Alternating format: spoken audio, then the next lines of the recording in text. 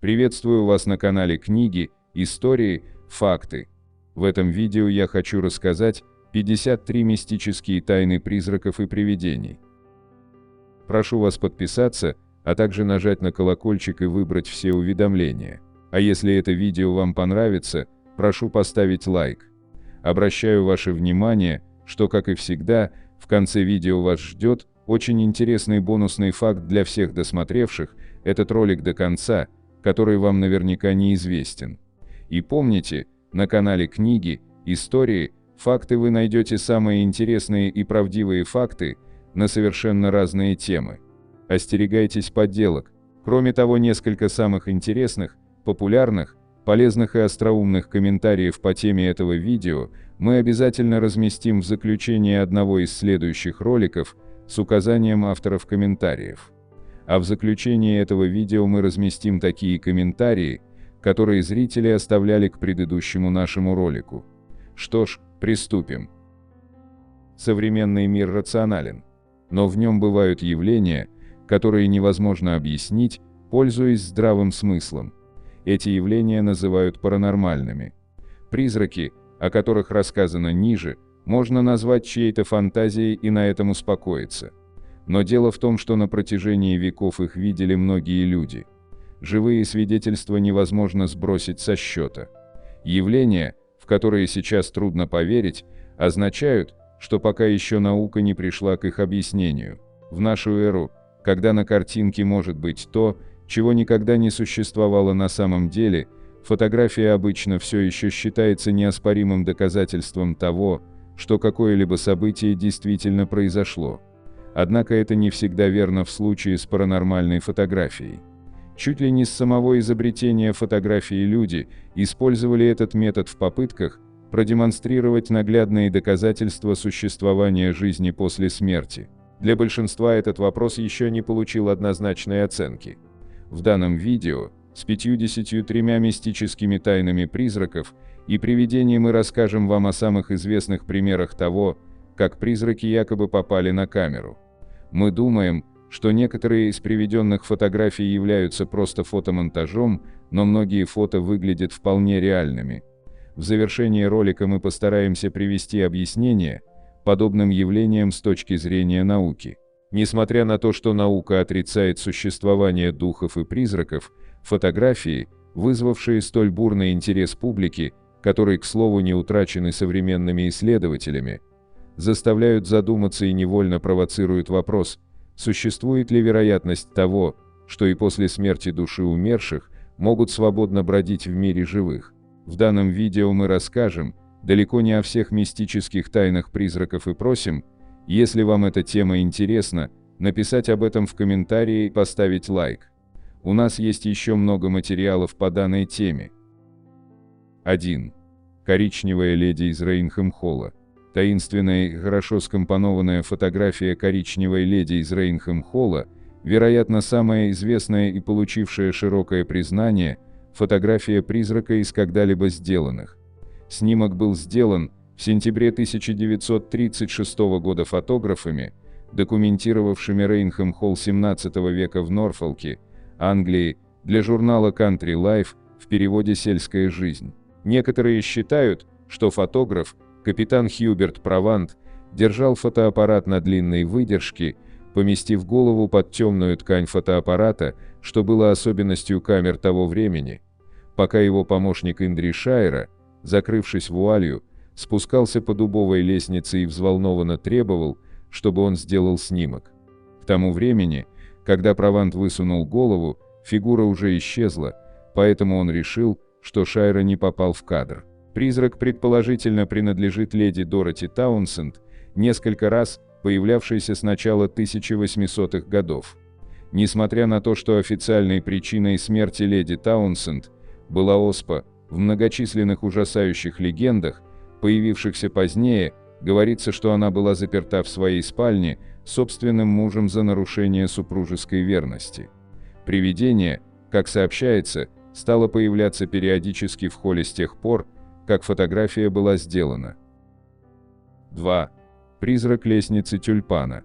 Как и большинство фотографий привидений, Известный снимок призрака лестницы тюльпана был сделан человеком, который и не подозревал, что поймал в кадр что-то необычное, пока не проявил его. Преподобный Ральф Харди, отставной священнослужитель из Британской Колумбии, посетил Квинс-хаус, дом королевы, в Национальном морском музее в Гринвиче, в Англии, в 1966 году, где он сделал снимок интересной винтовой лестницы, известной также как лестница тюльпан. Харди вернулся домой, проявил фотографии и показал друзьям, один из которых спросил, кого это он сфотографировал на лестнице. Удивленный, Харди ответил, что не имеет ни малейшего понятия, потому что когда он делал снимок, там никого не было. Фотографию изучали специалисты, некоторые из которых были из Кодека, и все они подтвердили, что фотография не подделана. Личность призрака, если это действительно он, остается неопознанной, однако некоторые предполагают, что это кто-то из прислуги, будто бы умерший на лестнице 300 лет назад. 3. Лорд Камбермер. На этом фото предположительно изображен призрак мужчины, который был похоронен очень далеко от того места, где был сделан снимок. Лорд Камбермер умер в своем экипаже незадолго до того, как фотограф-любитель Сайбил Корбит сделал фотографию в библиотеке аббатства Камбермер, доме лорда. Чтобы проявить снимок, Корбиту потребовалось около часа, и когда изображение появилось, оказалось, что человек, похожий на Камбермера, сидит в его любимом кресле. Примечательно, что у фигуры нет ног, что наводит еще больший ужас, потому что лорд Камбермер лишился ног во время той аварии. 4. Фредди Джексон. Некоторые люди, неважно, живые или мертвые, не любят отсутствовать на общих снимках. Фредди Джексон, механик Королевских военно-воздушных сил Великобритании, во время Первой мировой войны был убит воздушным винтом примерно в 1919 году. В день его похорон была сделана общая фотография его роты, которая служила на борту HMS Daedalus. Говорят, Джексон не хотел отсутствовать на фотографии даже после смерти, поэтому его лицо мелькнуло в заднем ряду, за четвертым слева пилотом. Этот снимок не был известен до 1975 года, когда был обнаружен у отставного офицера военно-воздушных сил Виктора Годдарда, который был в одной роте с Джексоном. Многие из деталей этой истории, однако, подвергаются сомнениям, как и подлинность фотографии. 5. Мадонна, кладбище Бачелорс-Гров. Эта паранормальная фотография была сделана Американским научно-исследовательским обществом призраков во время визита на кладбище Бачелорс-Гров в Иллинойсе. Группа посетила маленькое заброшенное кладбище на окраине Чикаго, когда от их оборудования были получены мистические данные. И хотя призрак не был виден, группа сделала снимок в предполагаемом месте его нахождения. На проявленном снимке оказалась женщина в устаревшей одежде, сидящая на надгробном камне. Бачелорс-Гров известен тем, что является самым населенным привидениями кладбищем в мире. 6. Призрак мыса Карабори. Призрак также известен под именем Наблюдатель, он якобы был пойман в кадр преподобным Бланшем в 1959 году во время его визита на скалы Карабори. Бланш рассказал, что он был один, когда делал фотографию, а фигуру увидел только когда проявил снимок. Примечательно, что появившаяся в длинном платье фигура была показана разным людям, и все они по-разному описали ее, как женщину в ночной сорочке, как женщину в традиционной местной одежде и как священнослужителя. Этот мыс имеет духовное значение для коренного народа. 7. Призрак кладбища Бут-Хилл. Терри Айк Клентон, актер и поэт-ковбой, основатель сайта ThompstonArizona.com, сделал фотографию друга в одежде ковбоя 1880-х годов на кладбище Бут-Хилл в Аризоне. Клентон сказал, что неожиданное появление странного человека на заднем фоне навсегда изменило его отношение к фотографиям призраков. Фигура выглядит как человек в черной шляпе, возвышающийся над землей таким образом, что кажется, будто у него либо нет ног, либо он стоит на коленях. Клентон упомянул, что снимок был сделан на пленку, а не на цифровой фотоаппарат. Он говорил, что попытался переснять фотографию, но у него не получилось. 8. Призрак Амитивилля. Этот пугающий снимок был якобы сделан в небезызвестном доме Амитивиль во время исследования, возглавляемого специалистами по паранормальным явлениям Эдом и Лоррейн Уорренами. Камера была установлена на лестничной площадке второго этажа. Она была заправлена черно-белой инфракрасной пленкой и снимала всю ночь. Во всех полученных изображениях, кроме этого, не было ничего необычного. Джордж Луц, глава семьи, находящийся в центре истории ужасов Амитивилля, показал снимок на шоу Мерва Гриффина в 1979 году и предположил, что это может быть призрак Джона Дефеа, мальчика, убитого в доме до того, как семья Луц переехала в него. Подлинность фотографии, как и история дома Амитивиль, находится под большим сомнением. Некоторые придерживаются мнения, что на снимке изображен Пол Бартс, который входил в состав исследовательской группы Уорренов. 9. Девочка в огне. Тони Арахили сделал фотографию загадочной девочки, стоящей среди языков пламени в административном здании города Шрапшир, в Англии, сгоревшем дотла в 1995 году. Сильный жар огня не оставляет сомнений, что живой человек даже не смог бы там находиться, а она спокойно стоит так близко к огню. Поэтому был сделан вывод, что девочка должна быть сверхъестественным существом. Некоторые жильцы города подтверждали, что призрак очень похож на Джейн Чурн, иногда произносится как Чурм, девочку, которая в 1677 году случайно подожгла дом. Большая часть города верила, что после смерти она бродит где-то в этих местах. Арахили представил фотографию Ассоциации научных исследований аномальных феноменов, которая, в свою очередь, посоветовалась с директором Королевского общества фотографов, который сказал, что фотография не подделана. Однако другие члены этого общества назвали снимок обманом. 10. Мальчик на ферме.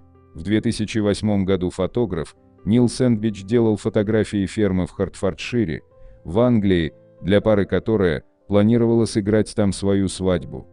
Просматривая свои цифровые снимки позднее, Сэндвич был удивлен, увидев отчетливую призрачную фигуру мальчика, выглядывающего из-за угла здания.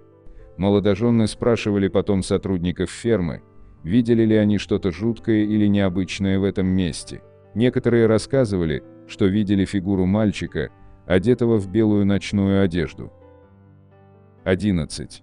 Призрак госпиталя Вейверли-Хиллз. Заброшенная туберкулезная больница в Луисвилле, штат Кентукки, повидала изрядную долю страданий и смертей во время своей работы во второй половине XX века. Она даже завоевала репутацию одного из самых населенных призраками мест в Америке и важного места для охотников за привидениями. На этой фотографии, сделанной в 2006 году, запечатлен разрушенный коридор. Некоторые говорят, что фигура напоминает Мэри Ли, медсестру, которая повесилась, когда узнала, что беременна от доктора, который, узнав о ее беременности, не захотел признать, что имеет отношение к будущему ребенку. 12. Призрак ребенка на кладбище штата Квинсленд. В середине 1940-х годов госпожа Эндрюс пришла на кладбище штата Квинсленд в Австралии на могилу своей дочери, которая умерла в 1945 году, когда ей было 17 лет. Не заметив ничего необычного, женщина сделала снимок могилы и была шокирована, увидев потом на нем призрачную новорожденную девочку. По словам исследователей, фотография, скорее всего, не могла быть получена в результате двойной экспозиции, поскольку во всем рулоне пленки больше нет снимков детей. Могилы двух новорожденных девочек были позже обнаружены недалеко от места, где была сделана фотография. Видимо, на фотографию попал призрак одной из девочек. 13. Призрак монаха в Ньюби.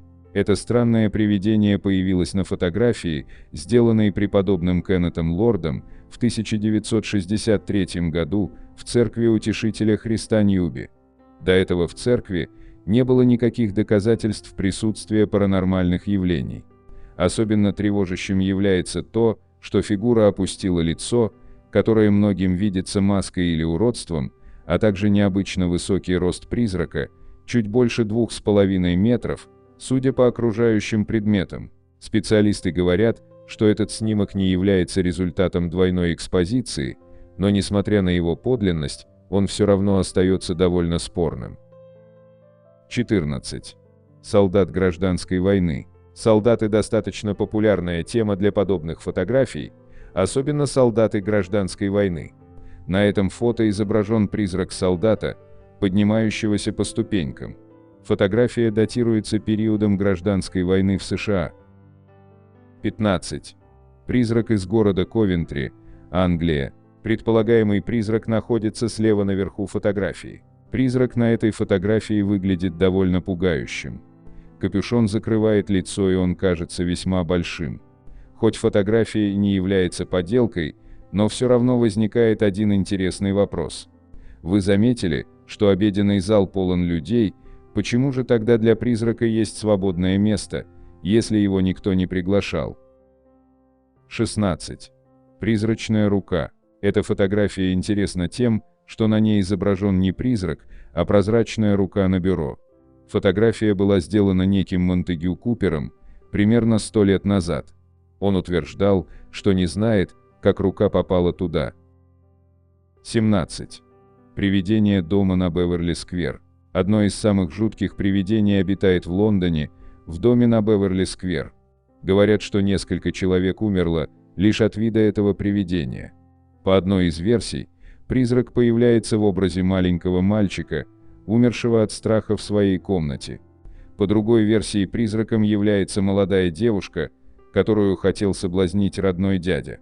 Чтобы избежать домогательств, она якобы выбросилась из окна. Третья версия гласит, что призрак появляется перед людьми в виде бледнолицего мужчины. Желая увидеть одно из самых жутких привидений Лондона, туристы превратили дом на Беверли-сквер в место паломничества. 18. Фотография семьи Куперов. Это семейное фото, как говорят, было сделано в 1950-х годах. Две женщины сидят за обеденным столом, с двумя счастливыми мальчиками на коленях, весело горят свечи. Но когда фотография была проявлена, появилось еще кое-что. Ужасное тело, висящее вниз головой с черной пустотой вместо лица. 19. Лишняя рука. Эта счастливая семейная фотография приняла новый смысл из-за дополнительной руки. Она на правом плече отца, второй слева. И никто не знает, чья это рука. И ребенок с брекетами тут ни при чем. Слишком велика дистанция до плеча. 20. Девушка в лифте. Эта фотография была сделана врачом в Боливии. В момент создания снимка двери лифта открылись, и никого внутри не было.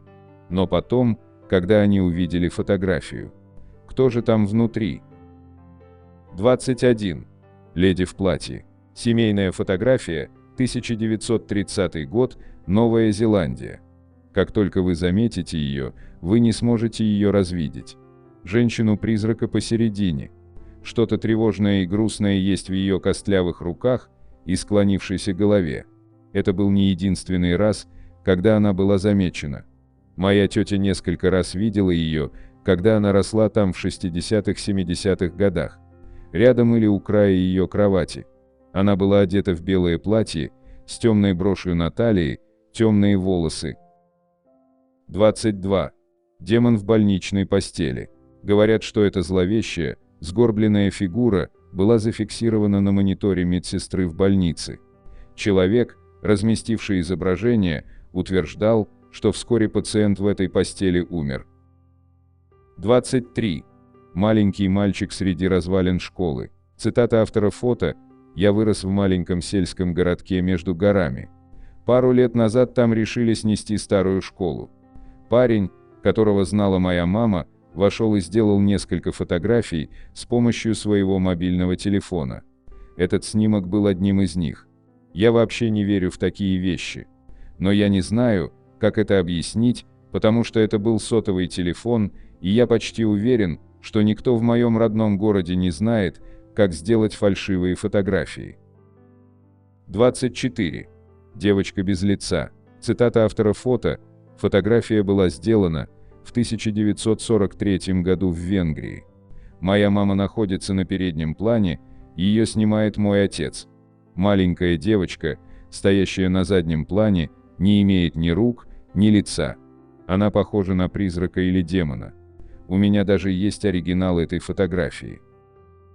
25. Пожалуйста, скажите мне, что это ваша застенчивая дочь.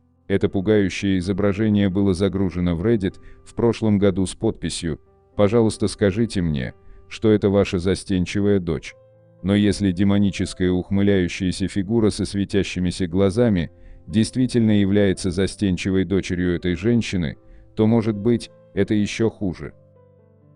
26. Призрак в доме престарелых. Цитата автора фото. Эта фотография была сделана жителем дома престарелых, в котором работает моя мама.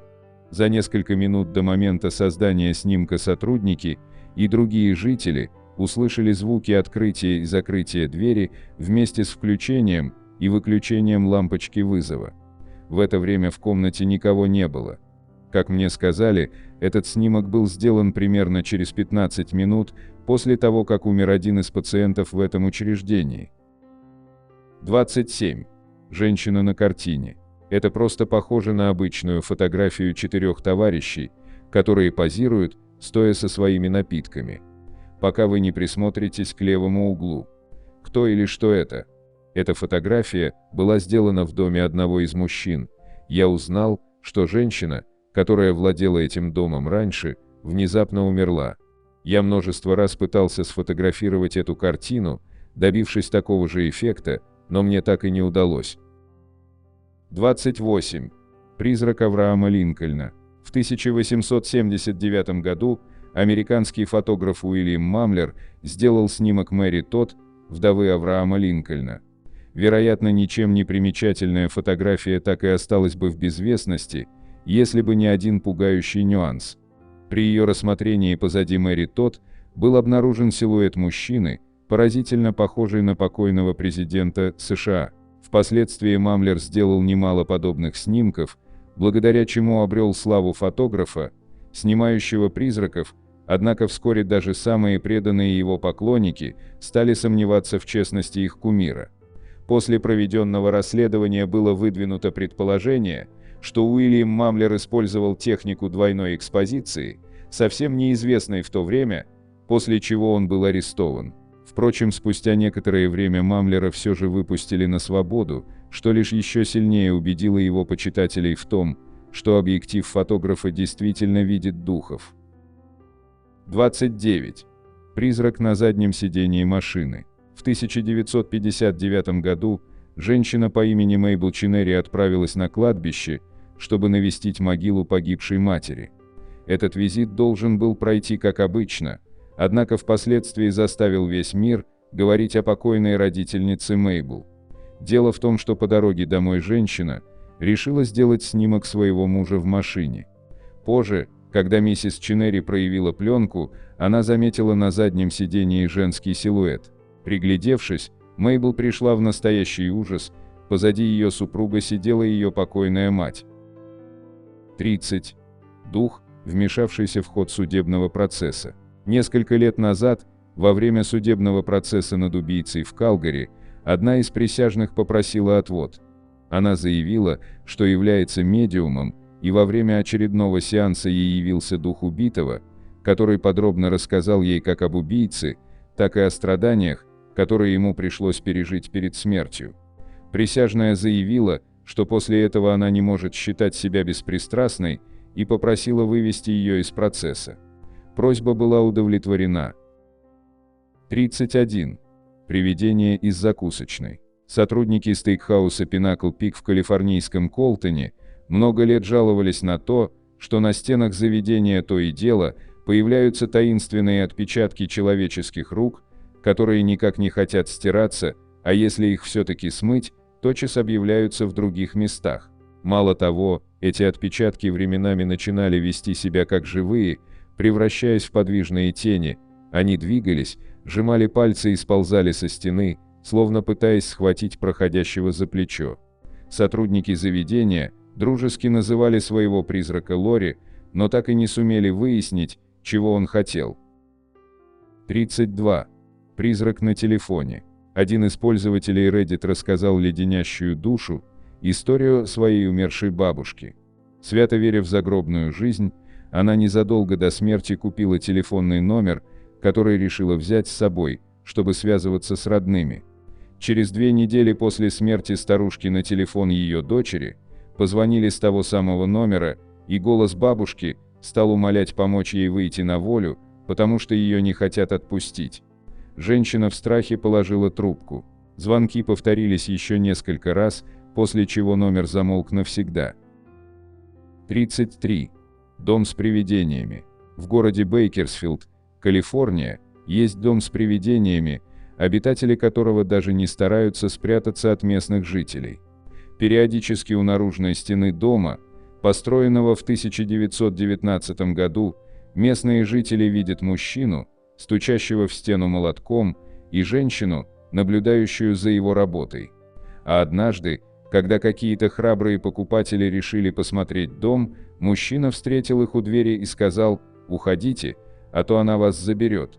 В этот момент женщина с черными кругами под глазами возникла, словно ниоткуда, рядом с ними, и мрачно кивнула. Больше на дом покупателей не нашлось. 34. Таинственный пассажир. Несколько лет назад женщина по имени Эми из английского Энфилда ехала в гости к подруге.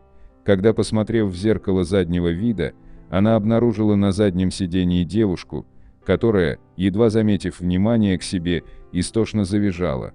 Эми судорожно вцепилась в руль, и тут увидела ту же девушку на дороге, прямо перед машиной. Автомобиль Эми на скорости протаранил девушку, но столкновения не было, машина легко прошла сквозь нее, и таинственная пассажирка растаяла в воздухе. 35. Гость на фотографии. Некоторое время назад социальные сети потрясла эта фотография. Казалось бы, обычное домашнее фото матери и дочери, если бы не фигура на заднем плане.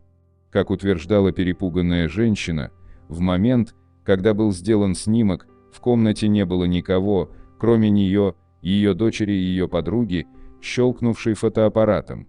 Как выяснилось, прежде в доме этой женщины располагалась похоронная контора, так что, возможно, это был не последний ее таинственный гость. 36. В гости к бабушке. С привидениями, оказывается, встречаются и знаменитости. Как рассказала актриса Дэрил Ханна, в детстве, отдыхая у моря, она познакомилась с пожилой соседкой. Та всегда была добра к девочке, показывала ей свой ухоженный сад, и Дэрил с удовольствием бегала к ней в гости почти каждый день. Когда мама приехала ее навестить, Дэрил решила познакомить ее со своей пожилой подругой, но на месте дома с прекрасным садом оказался пустырь, и никто из соседей, как выяснилось, ничего не знал об описанной Дэрил старушке. 37. Дух-спаситель. Еще один пользователь Reddit уверен, что обязан духу жизнью. Заснув за рулем, он слетел с дороги и врезался в дерево. С тяжелыми травмами его отвезли в больницу, где врачи сказали, что попади он к ним позже, это могло стоить ему жизни. Между тем, обнаружили его совершенно случайно. Водитель, проезжавший мимо машины, был привлечен громкими звуками клаксона, доносившимися из кустов. Но, как выяснилось позже, клаксон был разбит и не мог гудеть. Спасенный уверен, что обязан своей жизнью какому-то доброму призраку. 38. Рука помощи. Еще одна история, рассказанная пользователем интернета. В компании 6 друзей он изучал пещеры, и вот, по ходу прогулки, они попали в совершенно темный коридор, который, чтобы не потеряться, они решили пересечь, держась за руки. Шедший последним споткнулся, но тут же нашарил в темноте руку товарища. Доверчиво держась за нее, он вскоре увидел в конце туннеля яркий свет и силуэты всех своих товарищей, стоявших у выхода. В этот миг поддерживавшая его рука выскользнула из его пальцев и исчезла. 39. Привидение Кейт Морган. Дель Коронадо – это потрясающий викторианский курорт и пляжный отель в южном калифорнийском городе Коронадо, к югу от Сан-Диего. Эта история была очень популярна. Все началось, когда красивая молодая женщина по имени Кейт Морган зарегистрировалась в отеле 24 ноября 1892 года. Она, по-видимому, была очень больна в течение времени, что провела в отеле. Позже предположили, что она приняла большую дозу хинина для того, чтобы побудить выкидыш нежелаемого ребенка. На то, что она была обезумевшей, указывало мало аргументов. Однако ее нашли на территории возле пляжа 29 ноября с одним пулевым отверстием в виске и рядом лежащим пистолетом. Смерть наступила мгновенно в результате самоубийства. С этого момента в отеле периодически регистрировались странные явления, подозрительные звуки, мерцающий и самовыключающийся свет, а иногда даже призрачная женщина в викторианской одежде бродила по залам. Стоит отметить, что в этом отеле существует постоянная путаница с номерами комнат. То ли эта администрация привлекает своих клиентов таким образом, то ли сам призрак хочет привлечь к себе внимание, никто не знает. 40. Привидение замка. Если у вас есть лишние 2 750 000 фунтов стерлингов, то вы вполне можете стать гордым владельцем Клифтон-Холла в Ноттингемшире, Англия. Имущество отличилось еще в XI веке при семье Клифтона. С 1958 года оно становилось школой, затем еще одной школой, потом еще одной школой, а уже после соорудили роскошные апартаменты, прежде чем они стали частной резиденцией, в последнее время принадлежавшей господину Анвару Рашиду, его жене и их 4 детям. Резиденция может похвастаться 17 спальнями, 10 ванными комнатами, 10 комнатами приема, шикарным тренажерным залом и кинотеатром. Ну и еще, конечно, несколькими призраками. Семья Рашида пережила тревожное явление в первую же ночь в доме в виде стуков и мужских голосов, спрашивающих «Привет, здесь есть кто-то?». Один раз жена Анвара, Набила, спустилась вниз, чтобы подготовить молоко для их 18-месячного сына в 5 часов утра и наблюдала свою старшую дочь, сидящую перед телевизором. Когда она позвала свою дочь, то не получила ответа. У Набилы в тот момент было странное предчувствие. Она вернулась наверх, в комнату дочери, и оказалось, что она еще крепко спала в своей постели. Их семья бежала из дома после 8-месячного пребывания с призраками. Хотя чета была последняя в этом доме, однако еще после ходили слухи о странных появляющихся детях и кричащих женщинах, которые стояли у окна замурованных комнат. 41. Страшное привидение. Леди в белом, несомненно, являются наиболее распространенным типом призраков в любой точке мира, и к этому списку присоединяются духи на Филиппинах. Некоторые жители города Манила на Филиппинах говорят, что это просто обман, но мы допустим, что история может быть правдива. Именно те, кто верит, сообщают о женщине в белом с длинными черными волосами и полностью пустым лицом, которая стоит в крови посередине дороги на Беллит-драйв. Люди утверждают, что нужно избегать в том месте ночные вождения, но если вы все-таки осмелитесь, то убедитесь, что на вашем заднем сидении есть пассажиры. По-видимому, белая леди хочет, чтобы ее подвезли те, у кого пустые задние сиденья. 42. Злые привидения. Легенда гласит, что Хлоя была рабыней в доме Миртлес Плантейшн в Санкт-Францисвилле, штат Луизиана. Хлоя имела дурную привычку подслушивать в замочные скважины за местными жителями.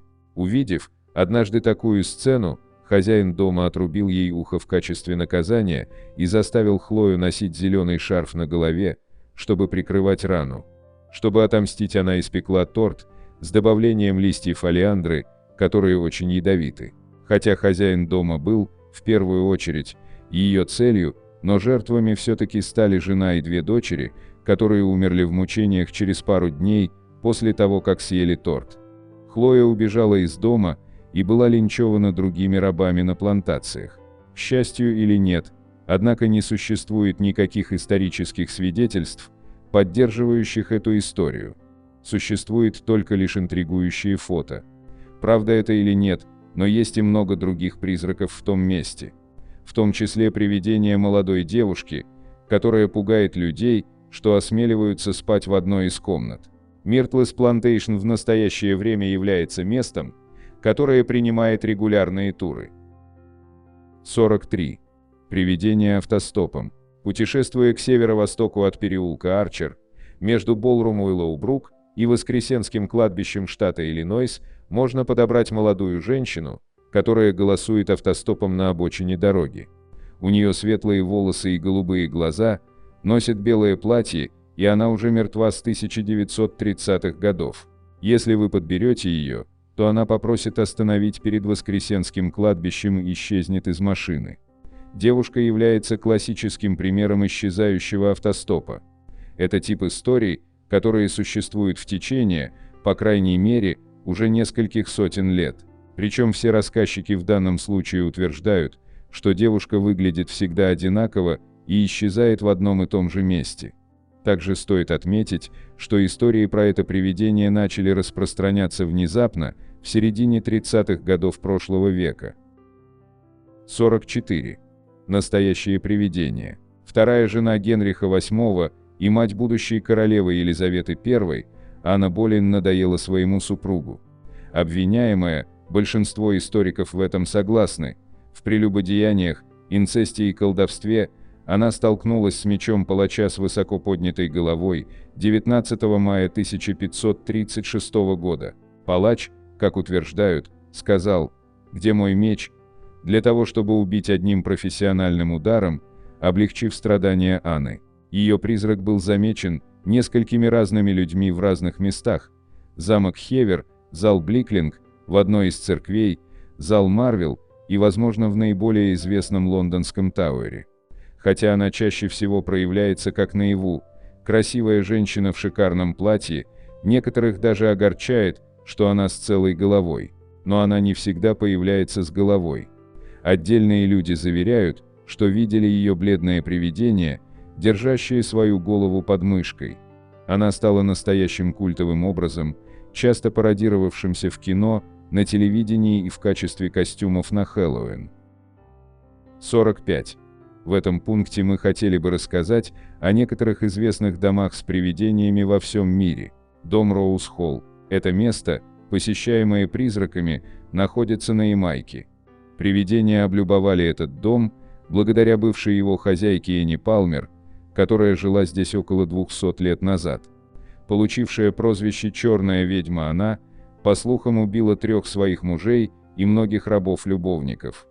Также поговаривали, что она приносила в жертву младенцев, пытала рабов и совершала множество других ужасных вещей. По словам некоторых, она делала это от скуки. Говорят, призраки ее жертв до сих пор бродят по дому. Эдинбургский замок. Говорят, что из всех стран Европы чаще всего видят призраков в Шотландии, а самым часто посещаемым привидениями зданий в Шотландии является Эдинбургский замок. Это место примечательно кладбищем собак, причем тут часто видят призраков собак. Также имелись сообщения, что в замке видели и слышали призраков заключенных, обезглавленного барабанщика и волынщика. Говорили, что волынщика наняли для исследований подземных туннелей замка. Он должен был играть на своем инструменте, находясь под землей, чтобы те, кто наверху, могли знать, где он находится. Однако волынщик неожиданно пропал во время одной из своих экспедиций. Отель Стэнли. Если вы читали роман Стивена Кинга «Сияние», вам, вероятно, захочется побывать в месте, которое стало прототипом отеля из этого произведения. Отель Стэнли расположен в штате Колорадо, и тут обитает несколько духов. Посетители отеля утверждали, что чувствовали, как призраки тянут их за одежду. Некоторые из них просыпались от холода, а их одеяла были аккуратно сложены возле кровати. Также поговаривали, что тут видели призраки детей, играющих в холле, и призрак ребенка, который зовет свою няню. Стивен Кинг утверждал, что лично видел этого призрака. Ферма Белл. Этот фермерский дом в Теннесси известен тем, что в нем живет привидение, которое умертвило человека. Призрака зовут Кейт, она также известна под именем Ведьма Белл. В этом доме в период с 1817 по 1821 года проживало семейство Белл. Говорили, что Джон Белл, глава семьи, страдал нервными расстройствами. Его проблемы со здоровьем еще больше усугубились из-за проделок Кейт, и он вскоре скончался. Ходили слухи, что возле смертного одра Белла видели пузырек с черной жидкостью, и именно Кейт обвинили в том, что она дала его Беллу. Белый дом – это единственное место на свете, где можно увидеть призраки покойных президентов. В спальне можно встретиться с призраком президента Эндрю Джексона, а если повезет, то увидеть призрак Авраама Линкольна. Поговаривали, что призрак Линкольна видели сидящим на кровати и снимающим обувь.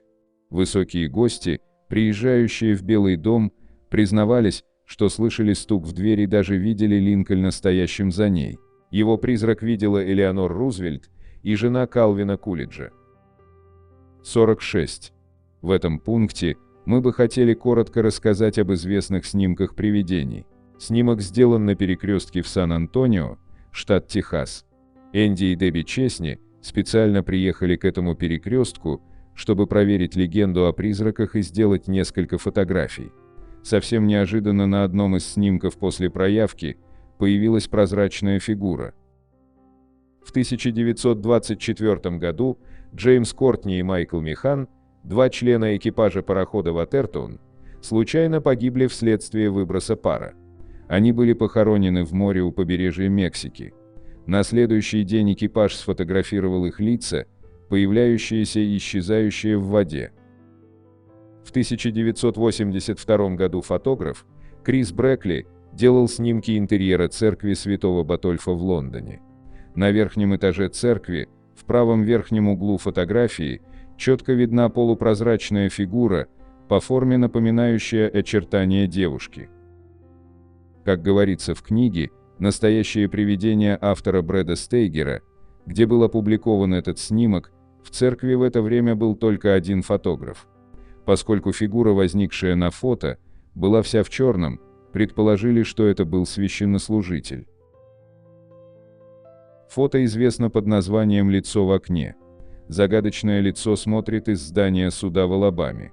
Если верить историям, это лицо бывшего раба по имени Генри Уэллса, в которого ударила молния. Фото так называемого «призрачного моста», по легенде, на фото запечатлен призрак утопленной в реке женщины. Дом Уэйли также известен паранормальной активностью. Считается, что на данном фото запечатлен призрак Томаса Уэйли, умершего от отравления муравьиным ядом. В 1975 году Диана и Петр Бертилот посетили церковь Ворстед. Петр сфотографировал жену, молящуюся в тишине на одной из церковных скамей. Позже он узнал, что ему удалось запечатлеть на фото и белую даму, о которой среди местного населения ходят легенды. На снимке счастливые мать и сын, только что переехавшие в новый дом в Чикаго. После проявки на фото обнаружились лицо старушки и бульдога, которые можно увидеть в отражении двери. Эта фотография была сделана во дворце Хэмптон-Корт в Англии в 2003 году. По данным экспертов, изображение призрака у двери не является фотомонтажом. В тюрьме в старом городе Чарльстона более 200 лет, здесь умерли тысячи заключенных. Предполагается, что светлая фигура на фото – призрак одного из них. Эта фотография, сделанная на озере Дороти Дан, Висконсин, США. По словам фотографа, детей во время съемки фото вокруг не было. Гостиница Мэри Кинг в Эдинбурге, Шотландия, уже давно имеет репутацию дома с привидениями. Подросток снял эту фотографию во время посещения свадьбы в замке Толоч в Шотландии в 2008 году. По данным The Sun, замок существует еще с 1200-х годов, и в нем обитает призрак «Зеленая леди». Это фотография из отеля Десебл в Румынии. Легенда гласит, что древнеримский клад скрыт где-то в 150-летнем здании, и этот призрак охраняет его. Фото из чайной в Австралии. Владелец Дэн Клиффорд сообщил, что датчик движения среагировал на что-то поздно ночью, и это то, что он нашел на камере видеонаблюдения. Снимок сделан в Англии, в церкви Астон. Природу призрачной фигуры эксперты объяснить не берутся. На фотографии запечатлен призрак ребенка, смотрящего из окна известного дома с привидениями на улице Аберкорн, 432, в городе Саванна, США. Легенда гласит, что от теплового удара в доме умерла девочка, привязанная к стулу у окна. История этого фото также широко известна. Снимок сделан перед тем, как родственники увезли старушку в дом престарелых. Как утверждается, сзади нее появился ее супруг, умерший за 13 лет до этого. Этот призрачный образ был опубликован в Mirror. Как сообщалось, снимок был сделан на крестинах в Кентербери, Англия. Согласно Хизер Сьюэлл, бабушке ребенка, дух имеет поразительное сходство с ее покойным мужем Терри. Полицейский сделал фотографию заброшенного грузовика, прежде чем он был отбуксирован. Позже внутри была замечена призрачная фигура. Этот снимок был сделан в известном своей паранормальной активностью отеле Crescent в Эврика-Спрингс, США. Эксперты затрудняются с объяснением природы призрачной фигуры на фото. Мужчина сфотографировал свою дочь в Японии. Кажется, за ней стоит кто-то в паре армейских ботинок, хотя на самом деле там никого нет. Эта женщина утверждает, что в ее доме живут призраки. Эту фотографию сделал ее муж, в доме их было только двое. А теперь взгляните на окно. Призрак на ступеньках, замеченный в США в 1929 году. Это фото было сделано вдовой, муж которой умер от инфаркта за годы до даты снимка. Считается, что это подделка, но никто не может быть уверен на 100%. Эта женщина сделала селфи, когда в комнате не было никого, кроме этих троих. Призрака в здании суда округа Линкольн засняли на камеру. Вы тоже видите женщину? Неужели это лицо Слендермена? На фото призрак тюрьмы Маунтсвилля. Оригинал фотографии и высветленная версия. Рука призрака в телевизоре, увиденная женщиной из Миннесоты в 1968 году. Друг этого парня постоянно говорил, что он видит призрака в гостиной. Парень сделал фото, и вот что из этого получилось. Эта фотография была сделана в 1970-е годы. Только после того, как ее проявили, на ней увидели лицо ребенка, которого в кадре не было, внизу. Ребенок похож на погибшую сестру девочки, день рождения которой запечатлен здесь. Девочка, которая сфотографирована плачущей, наотрез отказывалась позировать, говоря, что мальчик ее пугает. Если вы посмотрите на колени второй и третьей слева девушек, вы увидите, о каком мальчике она говорит. Мать девочки увидела его на фото. 47. В этом пункте мы бы хотели рассказать о 10 малоизвестных и таинственных типах привидений. Демоны в толпе. Демоны в толпе являются очень странными аномалиями. В то время как демоны, казалось бы, не ограничиваются временем и местом, демоны в толпе, по-видимому, специально появляются в тех местах, где собираются большие группы людей, отсюда и термин «в толпе» в их названии. Почему демонов в толпе привлекает толпа, до сих пор неизвестно. Однако по этому поводу существует много разных теорий. Одни говорят, что их притягивает энергетика специфического места, другие предполагают, что демон любит привлекать к себе внимание фотографов или простых прохожих в толпе. Зачастую на фотографиях можно увидеть по одному такому демону, однако они предпочитают появляться целой толпой. На фотографии они выглядят по-разному из-за того, что принимают различные формы, иногда неразличимые глазом человека. На картинке, приведенной выше, видно демона, который по форме похож на голову рептилии, кусающей человека, находящегося рядом. На этой же фотографии темный силуэт человека сидит среди людей, смотрящих на сцену, явно выделяясь на фоне живых членов аудитории. Рядом с этим темным силуэтом можно различить нечеткие очертания лица, смотрящего назад, прямо в камеру. Может быть, призраки появляются группами среди людей, потому что они отчаянно хотят, чтобы их заметили. Кто знает. Призраки животных. Животные являются одними из самых любимых членов семей, но почему-то, когда они умирают, об их духах никто не заботится. Профессиональные охотники на привидений во время своих поисков редко обращают внимание на этих проворных привидений, они предпочитают охотиться на более крупную добычу, такую как тени людей или полтергейсты. О встречах с призраками животных упоминало много людей, однако о них зачастую забывают. В печально известном фильме «Призрак» в доме семьи Белл, по сюжету которого в 1800-х годах семью Джона Вильяма Белла начали посещать призраки, показывается множество призраков животных, например, фантомных птиц или исчезающие силуэты собак. И опять-таки в случае этих появлений, призраки животных скорее аксессуары к основным призракам-фантомам. Призраки животных дают понять о своем присутствии не только путем появлений, но и посредством запаха и звука. Люди нередко слышат и замечают проявления подобных призраков животных, такие как поскуливание, частое дыхание, царапание по стенам и дверям. Вихрь. Вихрь – это сверхъестественное явление, о котором среднестатистический человек, не являющийся профессионалом в области паранормальных явлений, возможно, не слышал. Это и понятно, учитывая то, что вихрь и в самом деле представляет собой странное существо. Вихрь сложно заметить невооруженным глазом, и люди обычно видят его только на фото. Вихрь представляет собой стержень, похожий на сигару или на металлический шест, он обладает нитевидной формой, что придает ему вид винта, появляющегося в воздухе из ниоткуда.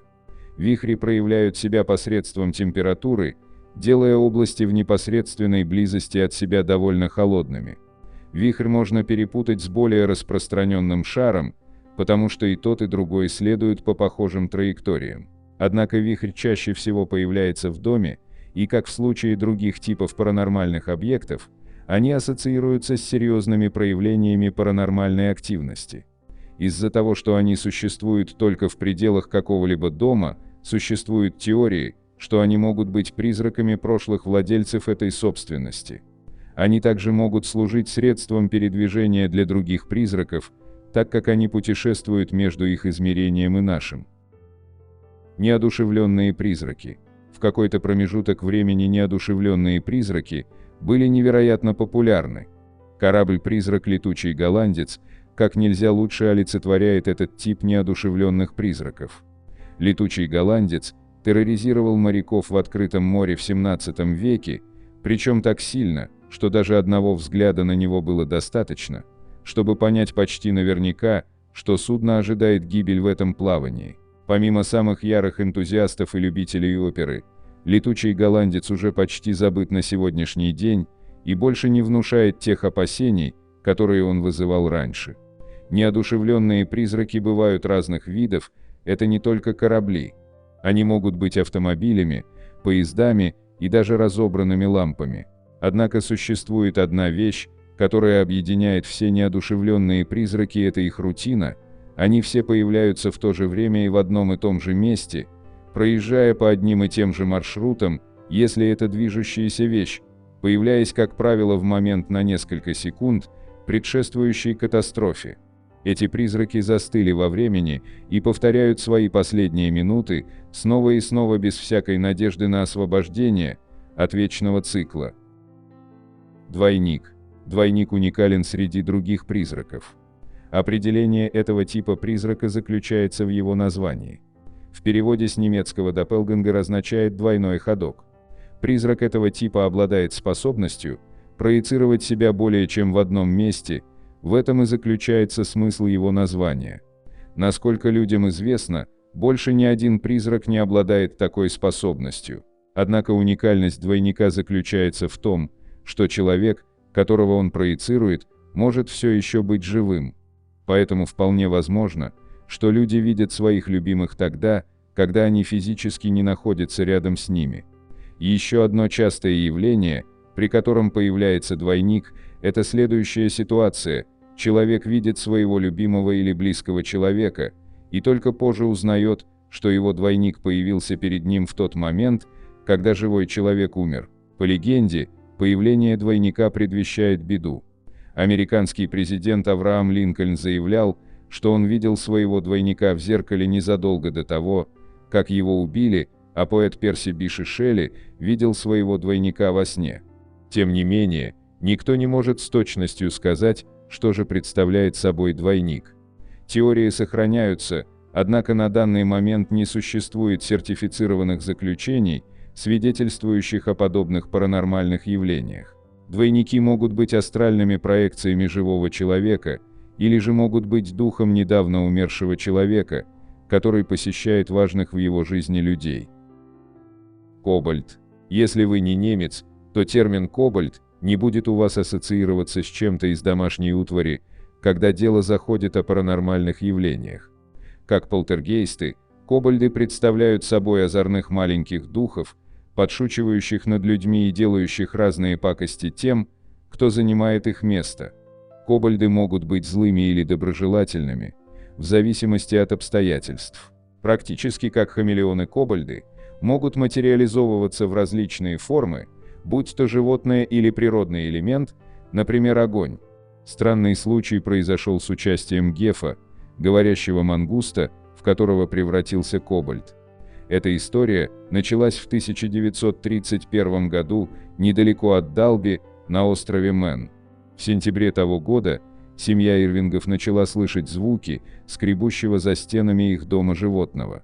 Затем к звукам животного прибавились звуки, похожие на те, что издают младенцы. Вскоре существо представилось как Геф, мангуст. Со временем Геф рассказал, что он является земным духом в форме мангуста, что подтвердила 13-летняя дочь Джеймса Ирвинга, Вайрей, которая была единственной, кто мог видеть Гефа. Она описала Гефа как желтое, крысоподобное существо с пушистым хвостом. Геф дружелюбно относился к членам семьи Ирвингов, но не гнушался проказничать, подшучивая над гостями. Геф кидался вещами в людей и шпионил за соседями Ирвингов. История Гефа до сих пор не получила достоверного объяснения, и о ней почти все забыли. Лемуры. Лемуры берут начало в древнеримской эпохе. Эти призраки были так важны для римлян, что вокруг них был построен целый миф. Лемура считали зловредным существом, плутающим типом привидения, которое несло в себе ярость и враждебность из-за того, что его жизнь на земле была столь короткой, а также потому, что его тело не захоронили по всем правилам. Лемур мог также быть призраком человека, который умер, не имея семьи. В целом, лемур был очень злым, блуждающим духом. Как и в примере с двойником, лемур в основном ассоциировался с тьмой, смертью и неудачей. Древние римляне так боялись повстречать лемура, что выделили несколько дней в мае для того, чтобы ублажить этих духов. Эти дни были известны как лемуралия. Однако, если убрать всю притягательность древнеримской мифологии, лемур просто является комбинацией видения и фантома, и между этими двумя есть разница. Однако со времен древнеримской эпохи прошло много времени, и лемуры исчезли вместе со всеми людьми, которые в них верили. Эфирные привидения. Многие из нас читали рассказы или даже видели шоу, где люди становятся слабыми и теряют энергию, находясь в определенных местах, в которых появляются привидения. Скорее всего, такие случаи связаны с присутствием эфирного привидения. Они обладают способностями, которые позволяют предположить, что они как-то связаны с неземными сущностями, такими как демоны или существа из другого измерения, так как их внешний вид очень похож на более привычных призраков, известных как тени людей. Тем не менее, в отличие от теней людей, эфирное привидение в первую очередь забирает энергию у любого живого существа, находящегося в той области, где оно обитает. Эфирные привидения считаются крайне опасными, поскольку они наносят физические и эмоциональные травмы своим жертвам. Однако, несмотря на их весьма опасное положение в иерархии духов, вряд ли вы когда-либо слышали, чтобы кто-то, особенно в средствах массовой информации, говорил об этих существах. Остаточные исторические привидения. Этот тип привидений встречается очень редко и настолько же редко где-либо упоминается. Это тот тип привидений, с которым встречались лишь единицы. Сначала следует определить, что же такое остаточное привидение. С точки зрения непрофессионала, Остаточное привидение похоже на кассету с записью, которую вы можете перематывать вперед и назад, проигрывать один и тот же фрагмент снова и снова, по кругу. В случае остаточного привидения, событие происходит по кругу, и оно соответственно повторяет одни и те же действия снова и снова. Они также могут повторять эти события только в определенное время, что объясняет то, почему некоторые привидения появляются только тогда, когда их что-то потревожит или в определенное время дня или ночи. А остаточное историческое привидение является остаточным привидением в 10-й степени и включает в себя многочисленные явления людям, а также проигрывание целых исторических сцен. Одним из самых знаменитых случаев встречи с остаточным историческим привидением был Версальский провал во времени. Он произошел в августе 1901 года, в то время как Шарлотта Анна Маберли и Элеонора Журден гастролировали по Версалю. Они обе ощутили смятение чувств, после чего они обнаружили себя идущими среди людей одетых, как в XVIII веке в Париже. Все перевернулось с ног на голову, и Маберли даже показалось, что она увидела Марию Антуанетту, сидящую на траве и рисующую что-то в своем мольберте. Все закончилось настолько же быстро, насколько началось. Искусственное привидение. Искусственный призрак является одним из редчайших типов призраков в этом списке и во всем пантеоне мира духов. Это фактически призрак, который создается с нуля. Искусственный призрак похож на героя видеоигры, которого создали дети и с которым они играют в какую-то игру. И вот как он создается. Группа людей собирается и практически придумывает имя для своего призрака, а также создает для него историю. Затем эта группа сливает воедино все свои умственные и духовные энергии, иногда с помощью приборов, таких как доска для спиритических сеансов, и общими усилиями воплощает свое творение в жизнь. Таким вот образом, бабах, и у вас есть собственный призрак. Это может звучать как шутка, но насчет подобных привидений были на самом деле проведены серьезные исследования и эксперименты. Один из таких экспериментов был проведен Обществом парапсихологических исследований Торонто и был даже иллюстрирован в книге под названием «Вызывание Филиппа. Путешествие в психокинез». Результаты оказались потрясающими. Они смогли не только создать сущность по имени Филипп, но также смогли пообщаться с только что созданным призраком с помощью постукиваний. Кроме того, они получили возможность левитации. По крайней мере, они так сказали. Затем они пошли дальше и создали Лилит, канадскую шпионку, и Себастьяна, средневекового алхимика. 48. Кровавая Мэри. Одной из самых известных легенд о призраках является история Кровавой Мэри. Согласно поверью, если трижды произнести перед зеркалом имя этого злобного духа, она тотчас явится перед вами. Кроме того, в Соединенном Королевстве образ Кровавой Мэри используется во время праздничных гаданий на Хэллоуин. По легенде, именно она сможет показать лицо будущего суженого. Правда, несмотря на популярность этого призрака, мало кто знает, откуда появилась легенда о Кровавой Мэри. Самой распространенной версией является теория о том, что настоящей Кровавой Мэри была королева Англии Мария I. Согласно сохранившимся данным, Ее Величество славилось своей безумной жестокостью и кровожадностью, а ее жертвами становились не только взрослые мужчины и женщины, но и младенцы, которых та похищала у новоиспеченных родителей. Примечательно, что день смерти Кровавой Марии, как ее по-другому называют, долгое время отмечался британцами как национальный праздник, а память о жестокой правительнице сохранилась в виде страшной легенды. Кроме того, существует и другая версия возникновения легенды, согласно которой настоящей Кровавой Мэри была жительница небольшой деревеньки в США. О ней ходила дурная слава. Дело было в том, что с годами на лице Мэри не появлялось ни одной морщинки, а молодые девушки, заходившие в ее дом, чтобы узнать секрет ее вечной красоты и юности, никогда больше не возвращались. Местные жители знали о странностях, происходивших в проклятой хижине, но боялись ведьмы. Но однажды жертвой Мэри стала наследница влиятельного человека, который решил во что бы то ни стало отыскать свою дочь и наказать колдунью. По легенде, Когда мужчина вместе с толпой разъяренных жителей ворвался в дом Мэри, та проводила какой-то таинственный обряд перед зеркалом с несчастной девушкой. Испугавшись расправы, колдунья предприняла попытку бегства, но была поймана и заживо сожжена на костре, предварительно успев наслать проклятие на всех жителей деревни и их потомков, а троекратное повторение ее имени является заклинанием, которое пробуждает злобный и мстительный дух Мэри, жаждущий новой крови. 49. Анку. Согласно бретонской мифологии, Анку является образом самой смерти, однако по другим версиям он представляет собой демоническую силу.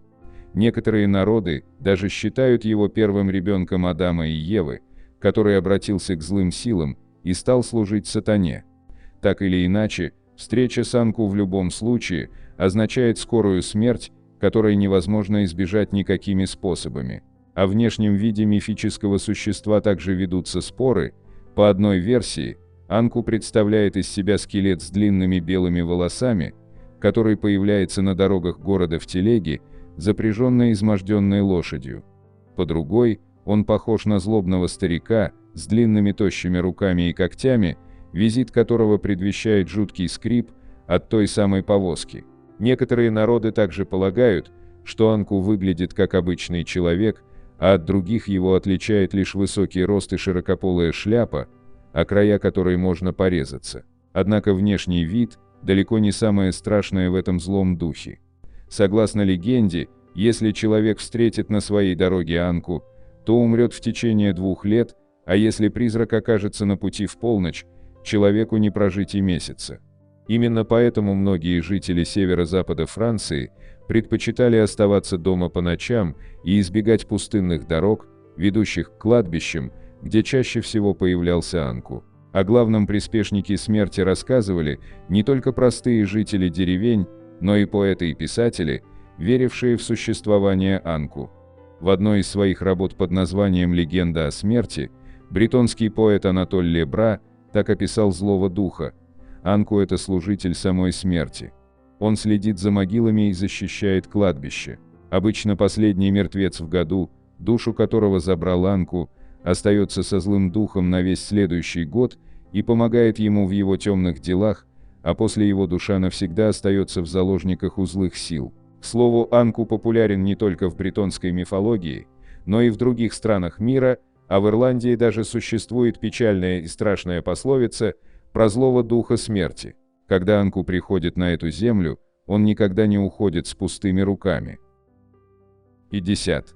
Маргарет Поул. Графиня Маргарет Солсбери, дочь Джорджа Плантагенета, была выдающейся персоной своего времени. Маргарет носила титул пэра Англии и стала одной из немногих представительниц династии, которым удалось выжить после кровопролитной войны Росс. Однако британскую аристократку ждало мрачное будущее. Когда в 1501 году на престол взошел Генрих VIII, сын Маргарет Поул Реджинальд начал активно призывать подданных и членов европейских королевских семей к перевороту, поскольку был недоволен решением монарха вступить в брак с Анной Болейн. События тех лет привели к тому, что в 1538 году графиня Маргарет и ее сыновья были взяты под арест, а сам Реджинальд погиб от неизвестной лихорадки, распространившейся в Англии. Все пленные обвинялись в государственной измене и попытках совершить переворот. Сын графини Генри был казнен еще до начала судебных разбирательств, а другой наследник Джеффри получил помилование от короля за содействие в расследовании. Сама Маргарет была заключена в лондонский Тауэр, где провела более 2,5 лет. Правда, условия ее содержания были весьма комфортными. Из-за ее положения в обществе пленницы разрешалось вести переписку, а в ее распоряжении было несколько слуг. Чтобы доказать вину графини, один из приближенных монарха предъявил тунику Маргарет с изображением 5 ран Христовых, что подтверждало ее приверженность римско-католической церкви. Правда, большинство современных историков называют эту улику подделкой. Так или иначе, в 1541 году состоялась казнь графини. Маргарет Поул сопротивлялась до последнего вздоха, возмущаясь тем, что ей даже не был вынесен приговор. Ее отчаянные попытки спастись привели к ужасным последствиям. Неопытный палач, осуществлявший казнь, не смог правильно рассчитать удар из-за метаний графини и в первый раз сильно ранил ее в плечо. По сохранившимся свидетельствам, после этого он нанес еще как минимум 10 ударов, изуродовав ее лицо, руки и шею. Согласно легенде, неупокоенная душа графини Солсбери до сих пор бродит по Тауэру, наводя ужас на охранников и посетителей. 51. Старик Кусовников. Призрак старика Кусовникова обитает в столице России. Его дух можно встретить в центре Москвы, согласно легенде, на Мясницкой улице, где сейчас стоит знаменитый магазин «Чай-кофе», ранее находился дом Кусовникова, а потому эти места для него родные. Этот призрак не так опасен, как Анку или Кровавая Мэри, однако вряд ли кто-то захочет встретиться с ним посреди ночи. Знакомство со стариком сулит финансовые неприятности и предвещает целую кучу мелких, но крайне неприятных проблем. По преданию, когда дух появляется на улицах города, он начинает повторять одну и ту же фразу, которая вводит человека в настоящий ступор. Каждый раз Кусовников спрашивает у прохожих: «Где мои денежки?». Дело в том, что старик действительно потерял свои сбережения несколько столетий назад и продолжает их поиски и по сей день. В XIX веке на Мясницкой жила чета Кусовниковых. Супруги были баснословно богаты, но их состояние буквально свело их с ума. Пожилая пара практически не выходила из своего дома, пряча богатство в укромных уголках комнат, а когда они все же выбирались из имения, обычно это происходило по ночам, то брали деньги с собой. Однажды супруги подхватили простуду и сильно ослабли. Когда они поняли, что ни один из них не сможет как следует следить за накопленными средствами, они решили ненадолго поместить богатство в камин, посчитав, что ворам не придет в голову идея туда залезть. Однако в ту ночь выдалась весьма скверная погода, и слуги, беспокоясь за здоровье господ, решили разжечь в гостиной огонь, который уничтожил все состояние, спрятанное Кусовниковыми. Это событие повергло пару в глубочайший шок. Мадам Кусовникова, узнав о потере денег, умерла сразу же, а ее супруг стал одержим идеей возвращения средств. По легенде, старик не поверил в то, что его богатство сгорело, и начал требовать у представителей закона вернуть накопленное. Он долгое время писал жалобы, обращался в суды и всячески боролся за свое потерянное состояние, и эта борьба стоила ему жизни. Кусовников так помешался на своей идее, что окончательно выжил из ума.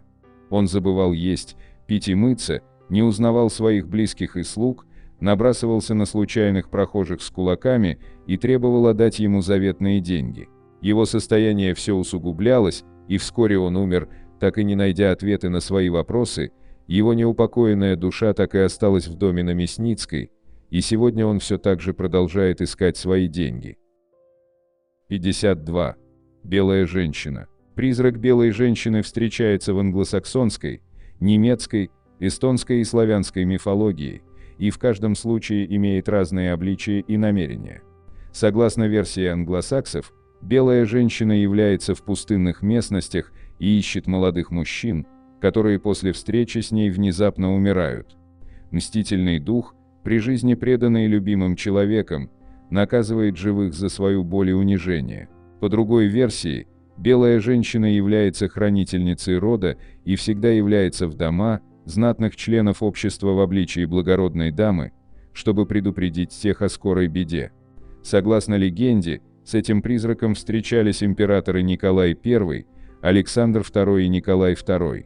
Первому белая женщина ничего не сказала, поскольку тот смертельно испугался, второму сообщила, что его ждет несколько серьезных испытаний в будущем, в том числе и покушение на жизнь, а Николая II призрачная дама предупредила, что он станет последним императором России.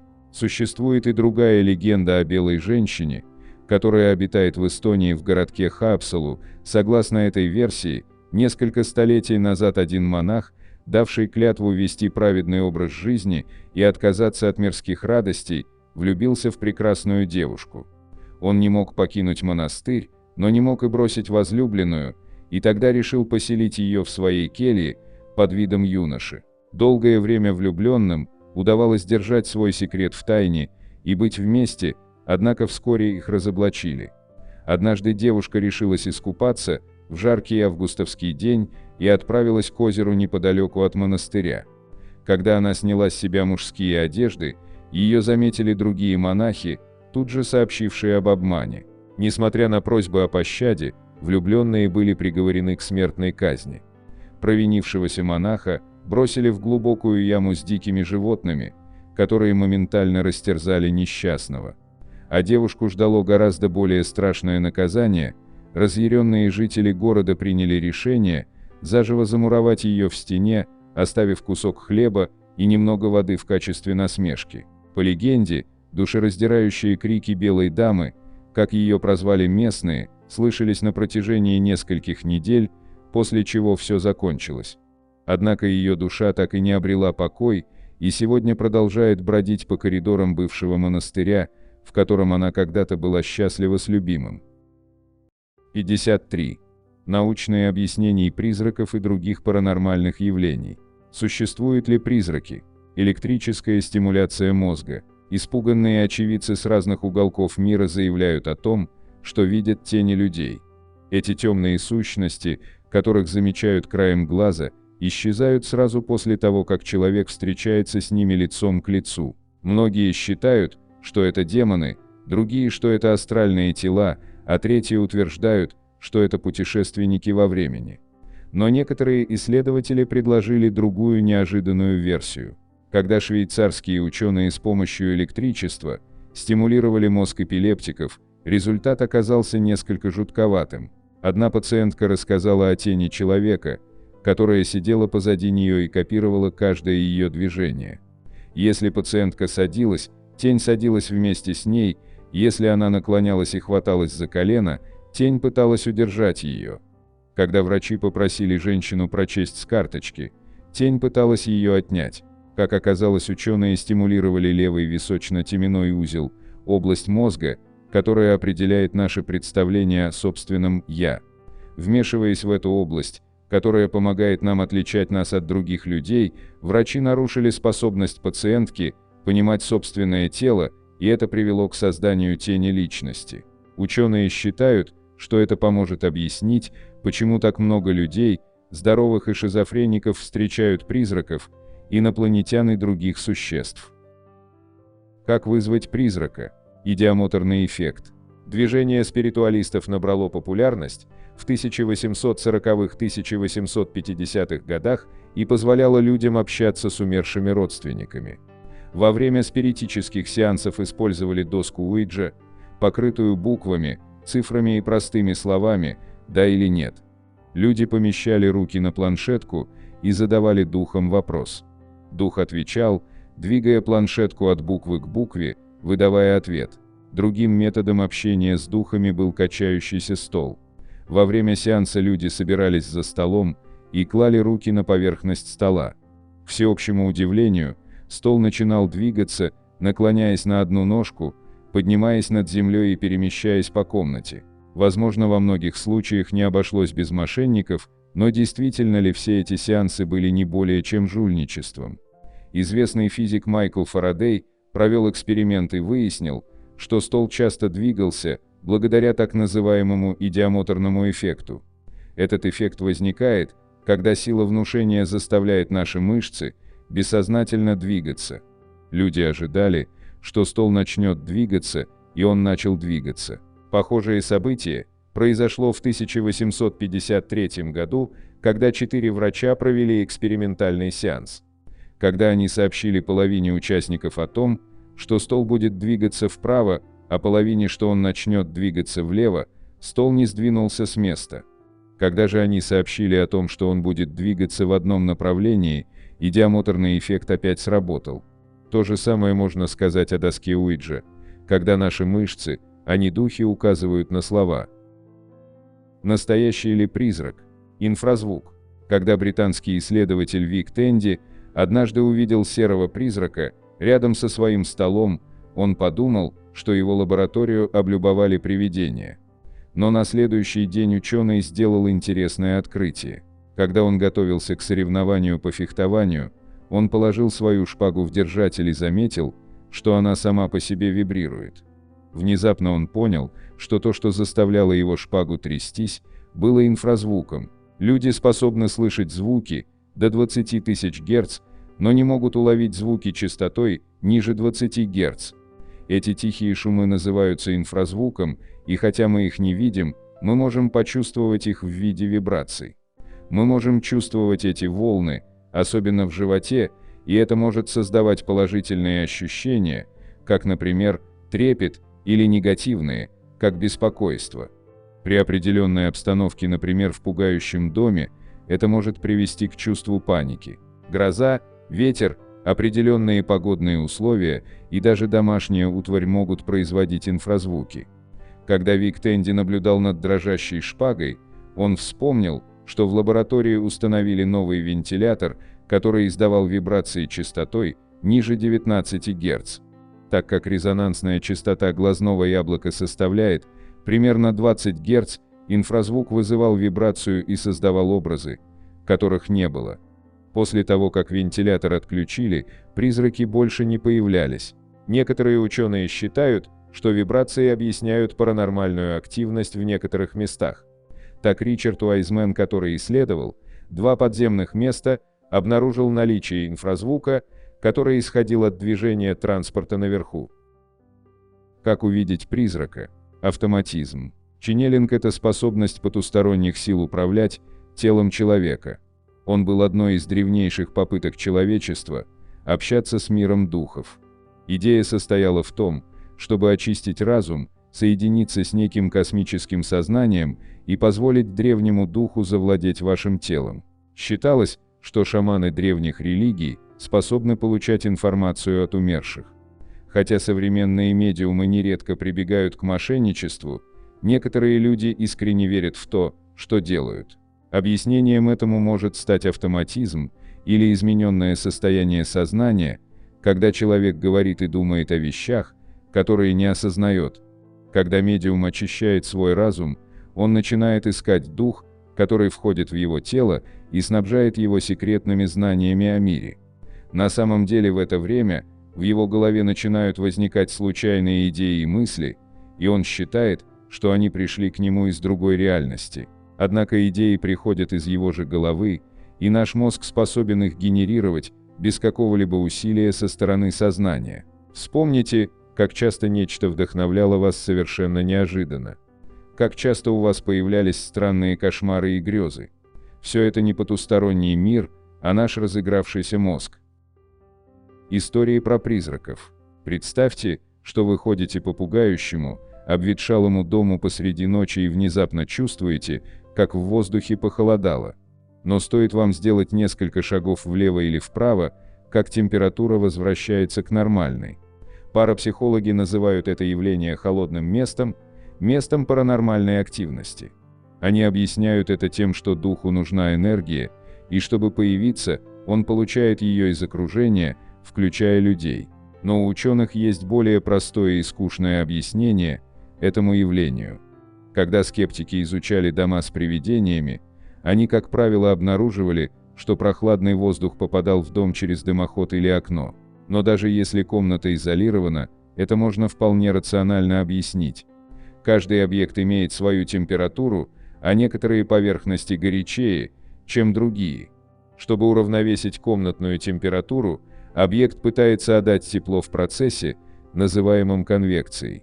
При этом горячий воздух поднимается, а прохладный опускается. Когда сухой воздух попадает во влажную комнату, сухой воздух оседает на полу, а влажный поднимается к потолку. Этот циркулирующий воздух будет ощущаться, как холодный на коже человека, создавая впечатление холодного места. Фото призраков. Камера. Многие также утверждают, что светящиеся сферы света являются духами умерших людей, которые не полностью покинули этот мир. Эти сферы невидимы для глаз, но их можно увидеть на фотографиях. Однако скептики неумолимы и объясняют, что когда частичка пыли или мелкое насекомое находится очень близко к камере, на фотографиях оно будет видно в виде нечеткого круга. Благодаря вспышке, сфера будет выглядеть светящейся, и ее легко принять за призрака. Даже большинство из тех, кто верит в призраков, довольно скептически относятся к сферам на фотографиях. Парапсихолог Памела Хитч считает, что есть несколько естественных причин их появления, включая тонкие волоски, грязные или влажные линзы, отражение линзы и движение во время съемки. На многих сайтах перестали принимать такие фотографии, так как среди них было слишком много подделок. Дом с призраками. Отравление угарным газом. В 1921 году офтальмолог Уильям Уилмер опубликовал необычную работу в американском журнале офтальмологии. В ней рассказывалась история семьи Н и их доме призраков. Дом был наполнен звуками хлопающих дверей, двигающейся мебели и звуками шагов в пустой комнате. Один из детей почувствовал, как нечто село на него, в то время как на другого напал таинственный незнакомец. Ночью хозяйка дома проснулась и увидела мужчину и женщину у подножия кровати, которые затем исчезли. Члены семьи испытывали усталость и депрессию, а растения в доме стали погибать. И тут они обнаружили в доме неисправный котел, который должен был поднимать дым к дымоходу, а вместо этого он наполнял дом. Как оказалось, семья пострадала от отравления угарным газом. Угарный газ – это бесцветный газ без запаха, который очень сложно обнаружить. Он опасен, так как красные кровяные тельца поглощают моноксид углерода легче, чем кислород, а кислородное голодание приводит к таким симптомам, как слабость, тошнота, спутанность сознания, галлюцинации и в конце концов к смерти, как и случилось в данной семье. Похожий случай произошел в 2005 году, когда женщина увидела призрака у себя в ванной. Как выяснилось, паранормальная активность была вызвана прохудившимся водонагревателем, который наполнял дом угарным газом. Реальные события и призраки. Массовая истерия. В июне 2013 года больше 3000 рабочих объявили забастовку на швейной фабрике в городе Газипур в Бангладеш. Они не жаловались на длинный рабочий день или низкую заработную плату, а просили разобраться с призраком в туалете. Разозлившийся призрак нападал на рабочих в женском туалете, вызывая всеобщую панику. Последовал бунт, и полиция должна была восстанавливать порядок. Похожее событие произошло в школе Патонг на острове Пхукет, когда 22 студентов госпитализировали после того, как они увидели призрак старой женщины. И рабочие, и студенты стали жертвами психологического явления, называемого массовая истерия. Эти коллективные иллюзии возникают, когда люди испытывают сильный стресс, как правило, при гнетущей обстановке, строгая школа или загруженность на работе. Сдерживаемый стресс приводит к появлению таких симптомов, как головные боли, тошнота и сильные спазмы. Если добавить к этому религиозные или культурные убеждения, то другие люди начнут подхватывать те же странные симптомы, и они распространятся, как болезнь. Интересно отметить, что всего несколько из 3000 рабочих фабрики встретились с призраком, а женщина, которая разожгла конфликт, вообще ничего не видела. Она заболела и решила, что это работа злого духа. Обстоятельства сложились настолько идеально, что это вызвало панику. Охотники за призраками. Ионы. Охотники за привидениями используют счетчик ионов. Это атомы с неодинаковым количеством протонов и электронов. Если к атому присоединяется электрон, он становится отрицательным ионом, а если теряет электрон, становится положительным. Охотники за привидениями считают, что ионы указывают на паранормальную сущность. Они утверждают, что присутствие духа вмешивается в количество ионов в атмосфере, а призраки черпают энергию ионов, если хотят появиться и напугать людей. Однако присутствие ионов вызывает множество природных явлений, включая погоду, солнечную радиацию и газ радон. Интересно, что и положительные, и отрицательные ионы влияют на наше настроение. Отрицательные ионы успокаивают, а положительные могут вызвать головную боль и недомогание. Это может объяснить, почему люди, живущие в домах с привидениями, часто описывают чувство усталости и напряжения, а также говорят о появлении головных болей. Привидения и призраки. Квантовая механика изучает малые типы вещества, что привело к удивительным открытиям в науке. С помощью нее физики даже пытаются объяснить духов и призраков. Так, например, доктор Стюарт Хамеров и физик Роджер Пенроуз считают, что сознание человека находится в микротрубочках внутри клеток мозга, и они отвечают за квантовую обработку информации. Ученые считают, что при клинической смерти вся эта квантовая информация покидает мозг, но продолжает существовать. Именно по этой причине некоторые люди испытывают внетелесный опыт и видят свет в конце туннеля. Многие ученые не согласны с этой теорией, но есть и те, кто поддерживает их. Так доктор Генри Стаб считает, что личность человека может пережить смерть и существовать в качестве психической сущности. Если такие сущности смогут вернуться в физический мир, то, возможно, можно будет объяснить и паранормальные явления. На этом я бы хотел закончить это видео с 53 мистическими тайнами призраков и привидений. Ну и уже по традиции, для всех досмотревших этот ролик до конца, предлагаю узнать бонусный факт, затаившийся. Цитата автора фото: «Изображение было сделано с помощью моего кодека S522. Лицо на второй фотографии появилось, когда я пытался улучшить изображение женщины с помощью редактора Portrait Professional. Программное обеспечение использует функцию распознавания лиц на изображении. Программа сфокусировалась на изображении человека на фотографии, которое вначале было невидимым. Открытие изображения в Photoshop и внесение незначительных корректировок в насыщенность цвета и уровни яркости дало те же результаты. Я сделал около 50 снимков той же девушки, в том же месте, в такое же время, но не смог получить никаких внезапных изображений мужчины ни на одном из них». Вот такими у нас получились 53 мистические тайны призраков и привидений. На экране вы можете увидеть несколько комментариев из предыдущего ролика. Надеемся, вам понравился материал, который мы собрали для вас. Оставляйте комментарии, ставьте лайки, делитесь своим мнением о ролике, знали ли вы бонусный факт. Все это очень важно для нас и позволяет продолжать радовать вас новыми, надеемся, еще более интересными видео. Отдельно хочу поблагодарить всех поддержавших наш канал материально зрителях в это непростое время, их имена вы можете увидеть в описании ролика. Благодарю за просмотр этого видео и прошу подписаться на канал Книги, Истории, Факты, нажать на колокольчик и выбрать все уведомления. Вам наверняка понравится. Я расскажу еще много интересного и познавательного. Прошу при возможности помочь каналу, заглянув в описание этого видео, и поддержать любым удобным способом.